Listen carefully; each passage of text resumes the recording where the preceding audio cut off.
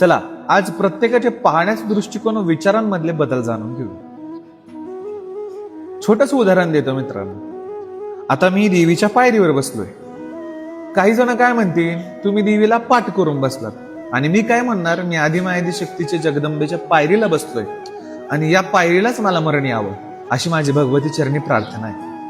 बघा, असंच आपल्या जीवनात असंख्य माणसं असतात जे आपल्याला निगेटिव्ह पॉझिटिव्ह वेगवेगळ्या ऊर्जांनी आपल्याला उल्लेखत असतात. कुणी निंदा करतं, कुणी तिरस्कार करतं आणि कुणी आपल्याला प्रोत्साहन देतं. तुम्ही म्हणता प्रोत्साहन देणंच महत्वाचं आहे. अजिबात नाही मित्रांनो. जवळ आपल्याला एखादा टोचून बोलत नाही, जवळ आपला इगो हर्ट होत नाही आणि जेव्हा आपला कोणीतरी तिरस्कार कळत नाही ना, तेव्हा आपल्याला आपली किंमत कळत नसते. म्हणून एखाद्याने जर तिरस्कार केला तर त्याचा द्वेष धरायचा नसतो. त्या व्यक्तीकडून एक गोष्ट विशिष्ट शिकायची असते की तो आपल्याकडे कोणत्या दृष्टिकोनाने पाहतोय, आणि एक गोष्टीचा कायम प्रयत्न करायचा आहे की त्या व्यक्तीचा आपल्याकडे पाहण्याचा दृष्टिकोन कायम बदलला पाहिजे.